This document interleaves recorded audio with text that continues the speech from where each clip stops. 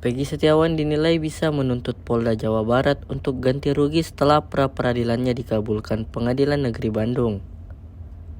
Hal itu disampaikan pakar hukum pidana dari Universitas Brawijaya Fahrizal Afandi pada Selasa 9 Juni 2024.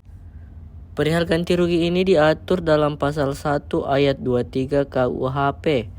Ganti rugi paling sedikit Rp500.000.